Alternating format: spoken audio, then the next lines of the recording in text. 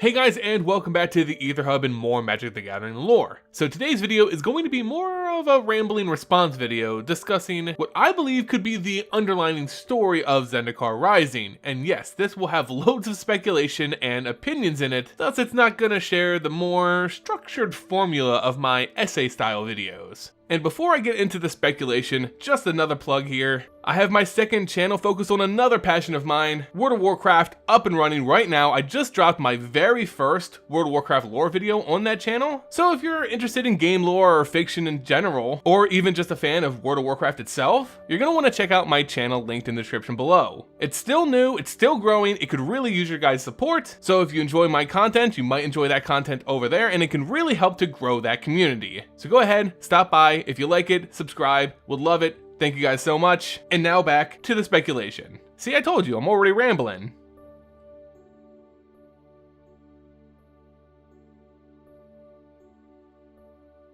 This video comes as a direct response to a topic I saw on another channel called DiceTry, another MTG channel that has some pretty great content on it. Now don't take this video as me bashing someone else's content. In fact, I encourage you guys to check out their videos for yourself, and you can find a link to their channel down in this video's description. But rather, this is more of a rebuttal for the sake of debate and continuing the discussion. In their video, titled What's Going to Happen to Nahiri, which will also be linked below, that character's history is broken down and motivations for her role in Zendikar Rising are presented. All that's great, but where he and I differ is in our speculation of Zendikar Rising's base story and how Nahiri fits into that. In their video, they conclude that Nahiri and Nissa are going to butt heads based on how they believe Zendikar should be healed. Again, I encourage you to watch their full video to get their full speculation, but I'm going to present my own points on what I believe could be the true conflict of Zendikar Rising. Again, this is all speculation, so feel free to share your own thoughts in the comments. And with that, let the counter speculation begin. So do I think Nissa and Nahiri in Zendikar Rising could see some conflict? Well, yeah, but for the same reasons, I think it's just as likely to see Nahiri and Jace come to blows. It all relates back to Nahiri's actions after she left Zendikar, seemingly destroyed by the Eldrazi Titans to exact revenge on her former teacher / former friend, Sorin Markov. After the Gatewatch, newly formed at this point, defeated the Titans on Zendikar and saved that world, they went to do the same thing again, but on the world of Innistrad, as it was besieged by Emrakul, the final Eldrazi Titan, shepherded there by, Nahiri. Nahiri was looking to dish out some eye for an eye justice, and she at this point was blaming Sorin for all of her life's woes.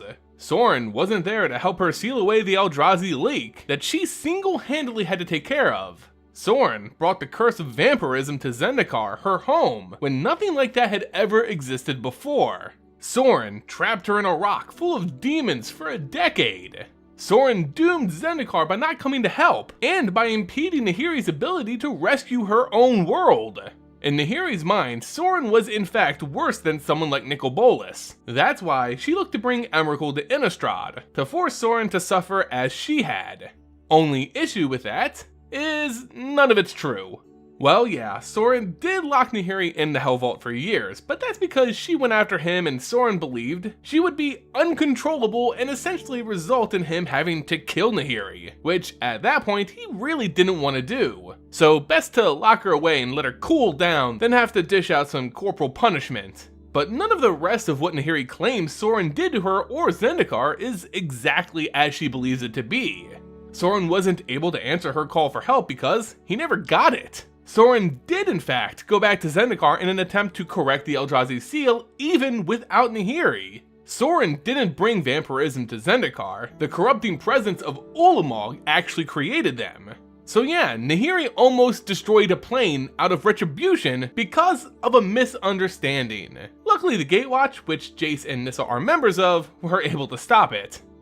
This could be what causes friction between Nahiri, Jace, and Nissa, not so much a dispute between how to heal Zendikar, but the fact that in the eyes of the Gatewatch, Nahiri is pretty damn evil. They were mad at Nicol Bolas for wanting to be a god and destroying planes. Well, Nahiri doesn't want to be a god, but she did try to destroy a world. It certainly makes her a bigger threat in terms of total devastation than someone like Tezzeret.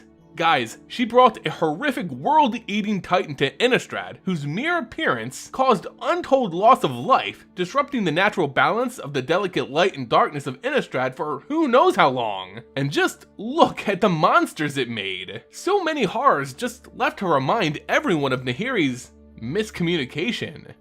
Yes, she would be considered a great threat, regardless of whatever excuse she can cook up. Funnily enough, this whole thing was laid out in a hilarious comment I got on my previous video by a fan of the channel named Dragonspine. Amazing comment, dude, loved it, and I needed to shout it out as the basis for this speculation.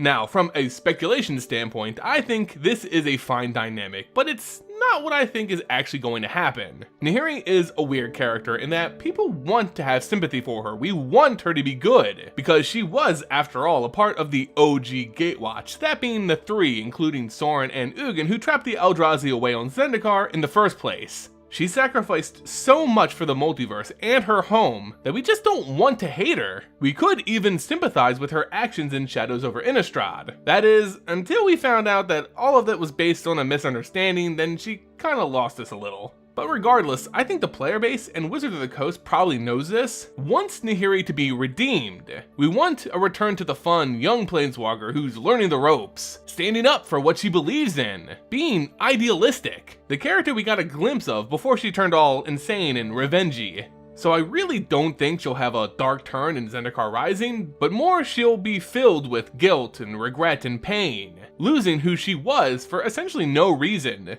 That development of her character will drive her in a different direction, one of trying to make amends to not only Zendikar, but to the multiverse. Yes, initially there may be some conflict between Nahiri and the returning Gatewatch members, but that will quickly change once Nahiri's nature is revealed.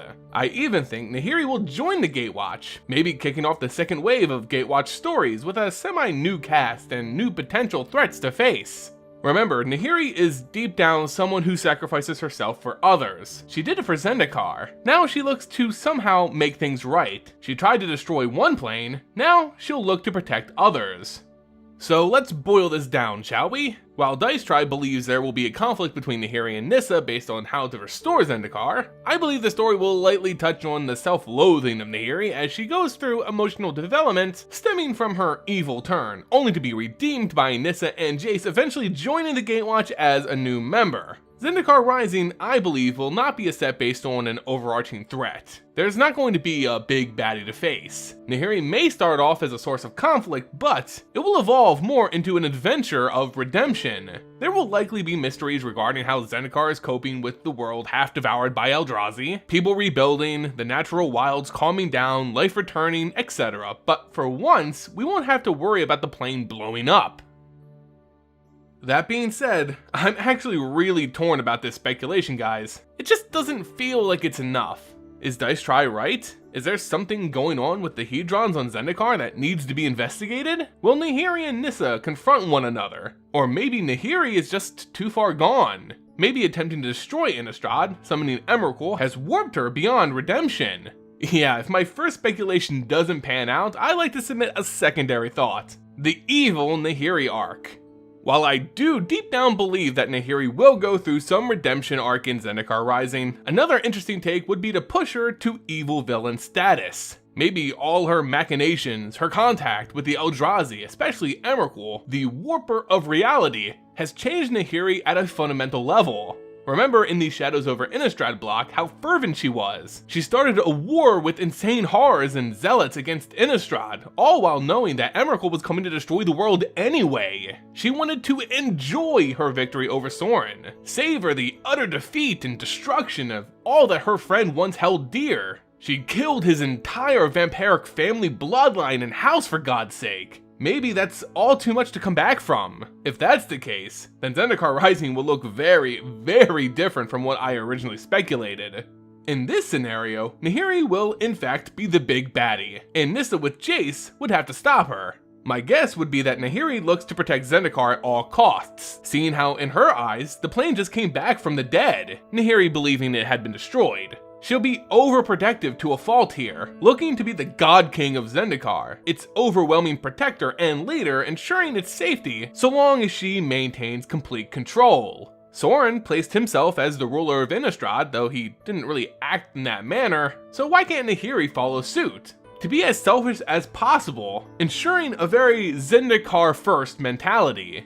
In the background, the elemental forces and royals of Zendikar can sense the return of an evil soul in revolt, almost as if it's suffering from PTSD after the attacks of the Eldrazi. This would certainly play narratively into the focus of lands matter in the set. Not to mention, Nahiri is a lithomancer, so maybe all of these royals are being forced into outrage because of her magic.